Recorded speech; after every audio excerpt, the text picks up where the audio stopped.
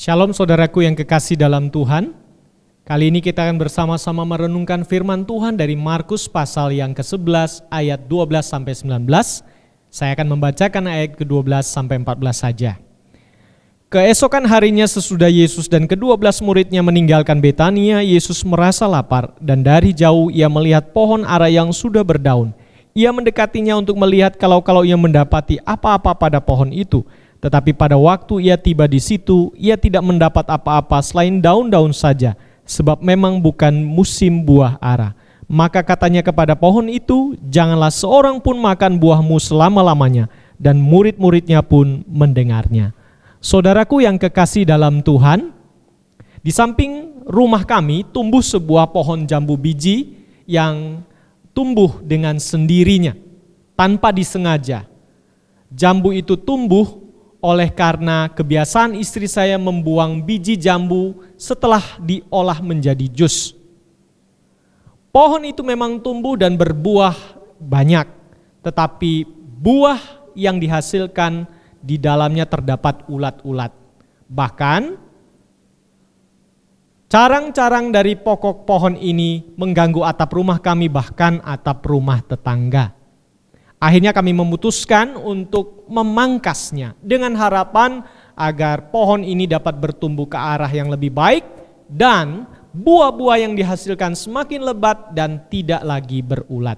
Tapi setelah sekian tahun kami menunggu, ternyata pohon ini memang betul kembali bertumbuh dengan dedaunan yang lebat ke arah yang kami harapkan.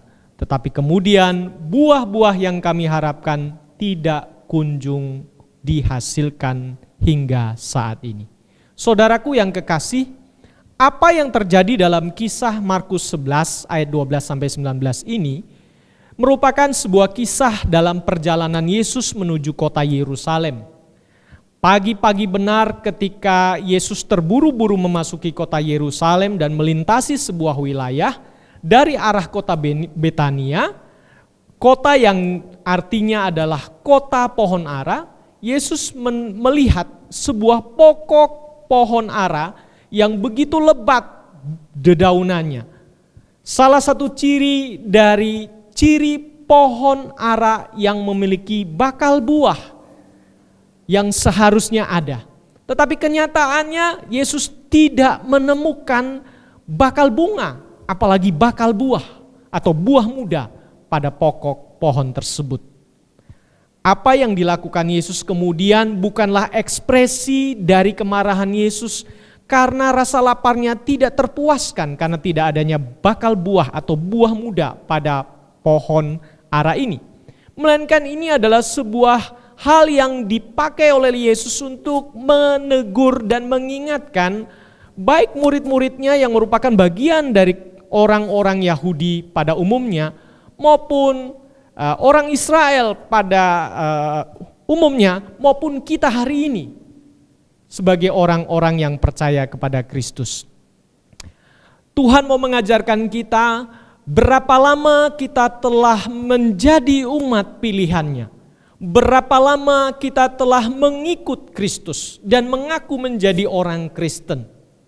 Adakah dari kehidupan kita, baik lewat ibadah yang kita jalani secara seremonial dan ritual maupun keseharian hidup kita, itu menunjukkan adanya korelasi antara kehidupan yang demikian saleh dan rajinnya beribadah serta melayani dengan praktek kehidupan sehari-hari yang kita lakukan dalam hubungan kita, baik dengan sesama anggota tubuh Kristus maupun dengan Tuhan secara pribadi.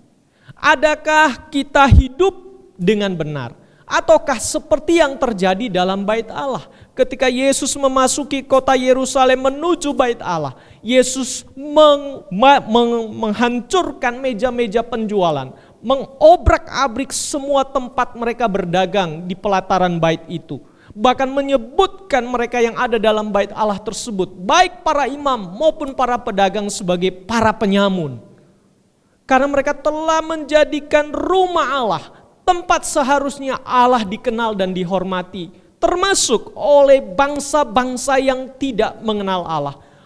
Bangsa bukan Yahudi, atau orang-orang yang dikategorikan bukan umat pilihan Allah oleh orang Yahudi pada umumnya hari itu, seharusnya menjadi tempat di mana Allah dikenal oleh keadilannya, oleh kekudusannya, oleh kebenarannya, oleh kasihnya, oleh ketulusannya, oleh keadilannya. Tetapi dalam kenyataannya, para hambanya dan umatnya hidup di dalam nilai-nilai yang sebaliknya, di dalam praktik hidup yang sebaliknya. Sungguh sangat menyedihkan dan memalukan. Jikalau hal itu terjadi pada kehidupan kita hari ini, Yesus datang dan mendapati kita hidup tidak seturut nilai-nilai yang dikehendakinya, seturut dengan pengajaran dan teladannya. Apakah kemudian kita dapat masih berdiri tegak menghadap Dia dan berkata, kita adalah hamba-hamba yang setia, yang taat kepadanya? Ataukah kita disebut sebagai para penyamun karena kita tidak hidup seturut kehendak Allah? Kita tidak memuliakan Tuhan lewat kehidupan kita, baik dalam bisnis, baik dalam motivasi melayani, baik dalam hal apapun yang kita kerjakan dan lakukan dalam kehidupan kita. Tuhan menghendaki agar kehidupan spiritual yang bersifat seremonial dan ritual tidak terhenti pada titik itu, tetapi sampai pada kehidupan praktis sehari-hari kita, di mana kita sungguh hidup dengan nilai-nilai mulia yang Kristus ajarkan dan teladankan.